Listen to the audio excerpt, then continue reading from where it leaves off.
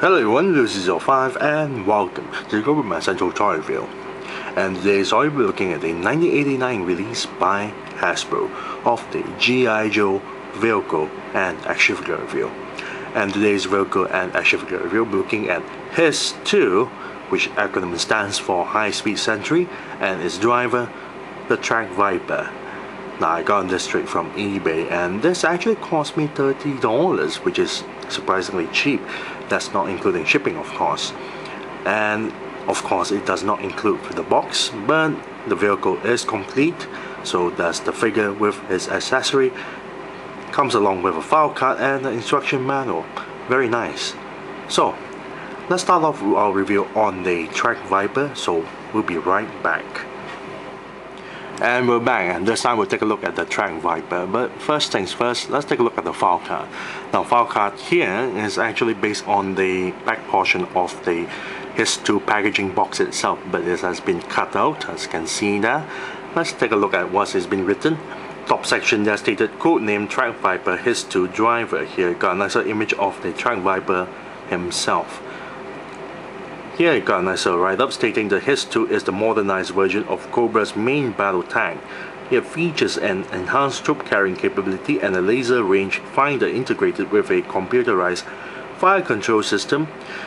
Protected by layers of composite and reactive armor, the Track Viper can single-handedly drive the vehicle, lock onto targets, and operate the weapon system all within a climate-controlled cockpit that affords excellent 360 degrees visibility through a bulletproof acrylic windshield.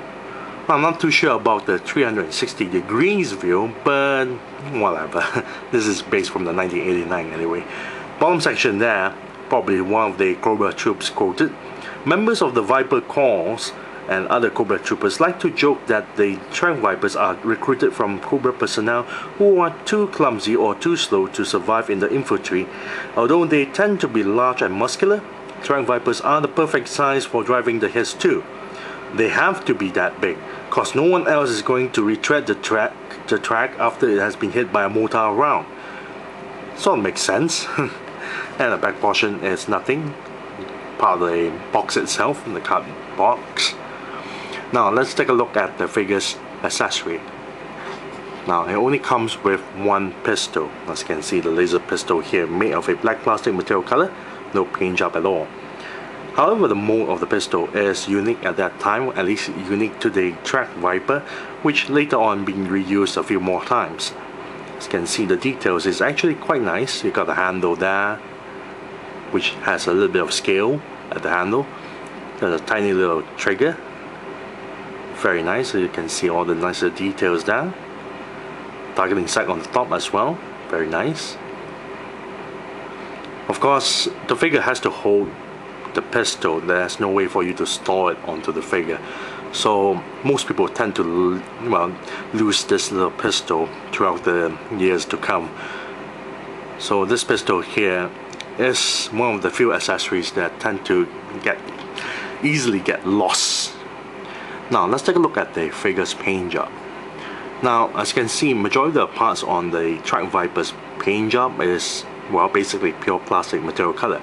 However, it's made of two types of pure plastic material color, white and slightly grayish, as you can see there. The entire head is made of a slightly grayish plastic material color with the visor painted in red. Torso is also made of the same material color, as you can see there. However, just at the front portion of the chest here is painted in silver. The straps here is painted in black, and the lower abdomen area is painted in black. Now the arms itself is made of a white plastic material color. However, the shoulders here, the upper bicep area here, is painted in black, and the gloves are painted in red. Crotch area here is made of a white plastic material color, as you can see. Belt buckle is painted in silver. Thigh section is made of a white plastic material color with no paint job at all. And the boots here is made of a grayish plastic material color. Very nice. Now let's take a look at the figure's mold. Now during that time that this figure was released in 1989, it was not, and none of the entire figure's body part were reused at all. During the time that it was released in 1989, this figure is totally unique, and then only was reused during 1993 as a Nitro Viper. Very nicely done. Although the details are not as impressive compared to the other figures, as you can see, very simplistic details. Got a strap, the abdomen area, there's a lot of tiny little bumps there, so I'll make it like a leather armor or some sort. Get to see a little bit of six-pack there, but you need to really look closely to the, well, to the video itself. As you can see, there's a bit of six-pack there. Got the belt buckle, gloves there. Now the boots here is very nicely done. There's nice little corns that curl all over the entire boots. As you can see there, very nice. Nicely done with the design of the boots itself, but the rest of the body isn't that really impressive at all. It looks kind of bland looking, and if you compare this to the older figures that were released back then in the mid-80s, those figures are way more detailed compared to this, so it's a little bit disappointing for a Track Viper that was released in 1989. Let's take a look at the figure's articulation. Bear in mind, this is a 1989 release action figure, so the limitation of the figure's articulation is limited. Head joint here can turn left and right and go up and down. Also joint here is on an O-ring. There's a rubber band O-ring, so you have to be careful with that, but you can twist it left and right, back a little bit, forward or side to side. You cannot twist it to 360 degrees because the O-ring is hooked onto this section and all the way down here. So yes, if you twist it 360 degrees, you tend to weaken the O-ring rubber band and snap it off. Shoulder joints here, turn 360 degrees and lift the shoulders this high. Now elbow joint here is a swivel joint that can turn 360 degrees and is on a hinge joint. As you can see, go straight and bend forward. No wrist joint, of course. Then hip joints here can move forward, straight, side a little bit, and knee joints here can bend this far. No ankle articulation, of course. Let's fully equip the Track Viper with the smaller pistol. Overall, the figure is alright for the 1989, but it's a little bit disappointing because, well, the color scheme is not really that impressive. It's mostly white and gray with a little bit of black and red there, and the model design is not as impressive compared to the mid-80s figures. For example, like the Cobra Maggots drivers, the Cobra Worms, they have way more details compared to this guy. So this guy is a little bit disappointing. Still alright, so I'm going to give a average 5, yes, 5 out of 10 for the Track Viper. Next up, let's take a look at the H.I.S.S. Be right back. And we're back, and this time we'll take a look at this monstrosity of a vehicle called the H.I.S.S. Now, first things first, let's take a look at the instruction manual that came along with it. So I'm going to push this all the way to the back first, because the instruction manual is rather huge actually, for such a huge tank, of course. Now this is the instruction manual, and you'll notice that the paper is rather yellow, of course. It managed to survive since 1989, and this entire section here details the instruction on how to assemble the H.I.S.S. Very nice. On the other side, however, is a listing of the technobabble, detailing all the lists of the vehicle's function. In this section here is a smaller section of an instruction on where to place the sticker labels. Now you'll notice the image is a little bit off, especially this large one. You can notice the turret is placed in reverse rather than facing on the other side, what it was supposed to be. Not being that it's aiming the wrong direction or whatever, it's just that it's being, well, assembled the wrong way. Now if you look at the instruction manual here, you can see that this is how you're supposed to place the turret. especially the cannons itself.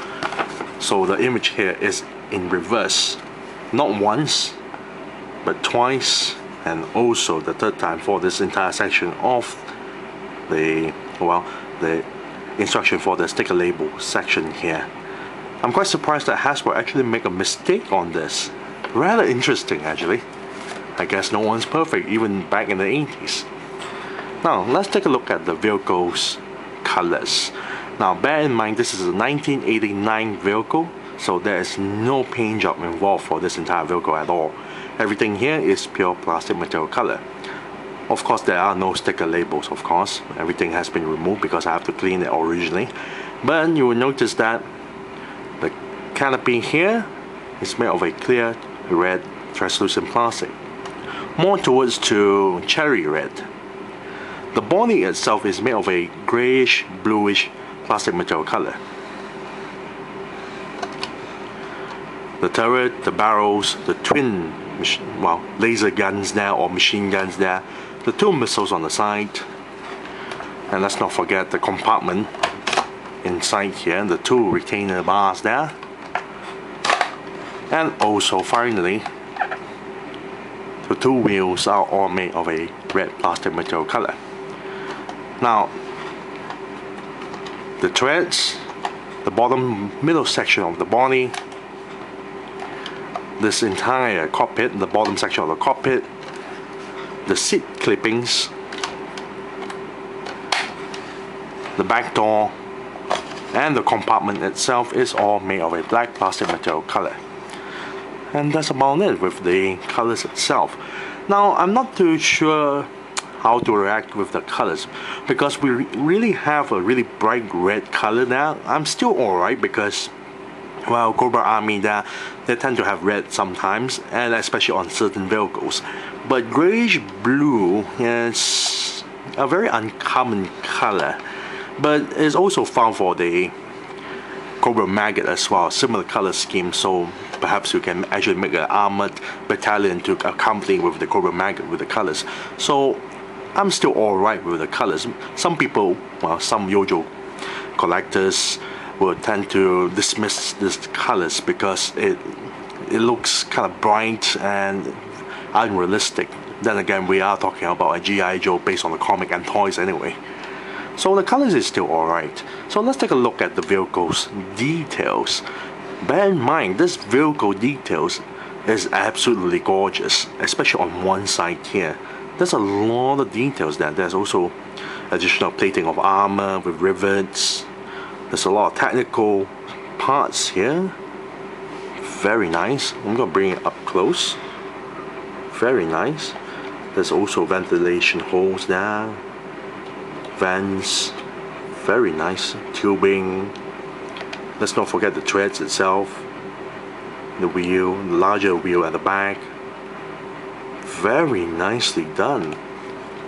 Even at the bottom there's some details there, and there's also a small little imprint there stating 1989 Hasbro Incorporated. Very nice, all rights reserved. Here we have the large engine. Very nicely done with all the tubings and stuff. Very nicely done. Back portion, there's a little bit details, not really that impressive. Of course there's a smaller platform for figures to stand on. However, the platform is rather, I would say, thin. So how would any figures manage to hang on at the back there where the platform is rather thin? You still have the pegs, of course, but realistically it's not possible. And let's not forget the triple barrel turret. This baby here actually packs a lot of firepower. We're talking about triple barrel cannon here, and there's a lot of nice details on the top there, as you can see. Very nice. With two side machine guns or laser guns, two side missiles. Very, very impressive. Way more firepower compared to the first H.I.S.S tank, of course. Let's not forget the headlights on the top there. Very nice. This is something that even the first H.I.S.S tank doesn't have. They do have the headlights in the front, but there's a lot of nice details. Then let's not forget the compartment at the back there. You got the two bars for well, for the troops to hold on to for safety during, well, during this vehicle when it's moving. Very nice. Of course, let's not forget the cockpit area. Very nice. There's a lot of nice details. There's a lot of knobs, buttons. Very nice. Impressive. There's the 2 seat clippings down for the figures.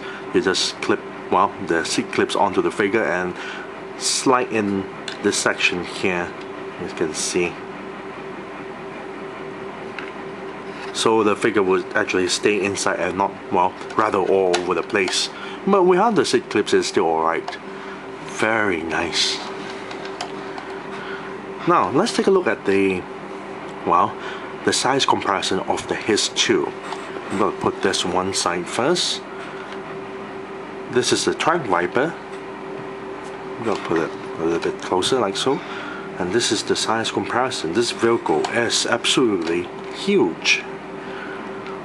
But I have next to me the H.I.S.S tank, the old H.I.S.S tank. As you can see, the sheer size of the H.I.S.S here is double the size of the normal H.I.S.S tank, of course, and even longer, way longer, and taller as well, as you can see. Very nice. Let's take a look at the vehicle's features. However, the 1989 H.I.S.S here haven't reached to the point where, well, Hasbro decided they should put gimmicks onto the vehicles like the 90s, well, vehicles there. So thank God the H.I.S.S don't have those weird, really retarded looking or really stupid gimmicks. But the good part about the H.I.S.S here is, well, first we have a turret here.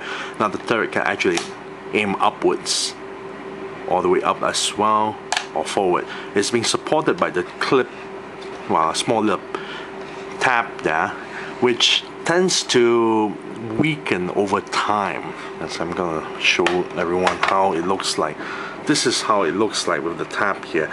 So every time you try to pivot the turret, you tend to stress this small little tab. As you can see, it starts to worn off a little bit. So I've advised anyone who actually wanted to get a H.I.S.S, well, now, make sure you don't fiddle around with this too often. But sometimes you really need to pull it up to place the figure inside anyway, so that's not much of a choice. Speaking of the figure, as you can see, this is all the control panels for the, well, for the gunner himself. Very nice. Furthermore, the turret can also turn 360 degrees as well. Very nicely done. Both side guns here can also turn 360 degrees. You can see the bottom section of the cockpit itself can actually open and slide down, so the figures can go inside. 2 of the side missiles, which you can unplug out and plug back in, they actually can be plugged onto this peg here. 2 wheels. It actually rolls quite well and no squeaking sounds. And surprisingly, with such a big vehicle, it actually rolls pretty far. I guess it's due to the weight. And we have the compartment here, which you can slide out open to place 4 figures. So the compartment can actually store 4 figures. The gunner here can store 1 figure, and the cockpit here can store 2 figures. Very impressive. But let me show you what it looks like when it's fully loaded with all the troops. Be right back. And we're back, and this time the H.I.S.S is fully loaded with all the vintage figures. Cockpit here will have 2 Track Vipers. Gunner here we have the Mega Viper. And of course, let's not forget the compartment at the back here. Yes, you can pull it out, and the moment you pull it out, it becomes very, well, front heavy. It's meant to be able to pull out so you can actually place the figures much more easier. So yes, at the back portion of the compartment, I fitted 2 worms and 2 wild balls. As you can see there. Now you must be wondering, and you always do, Does it fit with the new 25th anniversary to 30th anniversary figures? Why don't I show you in this next section? Be right back. And we're back, and this time the H.I.S.S here is fully loaded with the 25th anniversary and 30th anniversary figures. Cockpit here we have the H.I.S.S driver and a 30th anniversary Cobra Viper with no seat clippings, as you can see there. They fit in quite nicely there. Oh, his driver is a little bit in on one angle. Then we have the gunner here with the Cobra Viper of the 30th anniversary line. However, the compartment section is a little bit disappointing because it does not fit in with the new figures because of the two retainer bars. So if you want to place in your new figures onto the back compartment of the H.I.S.S, you have to remove the two retainer bars there in order to fit in your Cobra Vipers. As you can see, without the retainer bars, they have plenty of room, but with the retainer bars, because due to the height and size of the retainer bars itself, is meant to fit in the vintage figures and not the new figures, so it's a little bit disappointing. So for those who wants to collect a H.I.S.S, a vintage H.I.S.S, but wants to place in with the new figures, try to look for a H.I.S.S without the two retainer bars at the back. They come off a bit more cheaper compared to a fully completed H.I.S.S with two retainer bars from eBay, of course. So what do I think about this vehicle? I say it's a very impressive looking vehicle. Despite the bright colors of the red and the really weird blue there, the vehicle is a lot of fun. First off, there's a lot of nice details, very impressive looking details. Second, this is H.I.S.S. The size, the sheer size of it is really impressive. 3, it has a lot of weapons, triple barrel guns, 2 side machine guns and 2 side missiles on the, well, each side of the tank itself. It rolls nicely, and it can carry up until 7 figures because it acts as a troop carrier. What's not to like? This is my favorite vehicle among all the H.I.S.S tanks because it can carry up to 7 figures. Even version 5 H.I.S.S tank can't even, well, compare with that. Well, I still like version 5 H.I.S.S tank, of course, because it has workable treads, but this is a troop carrier. This is very nice. I like my tanks that are able to store a lot of figures. It makes it look very worthwhile playing. So if I'm going to give a rating on this, the colors are not that impressive, but the playability wise and the details are very impressive. So I'm giving it a 9 out of 10. Yes, 9 out of 10 for the 1989 release of the Cobra H.I.S.S. And I thank you all for watching. This is Lucy05 and I'm signing off.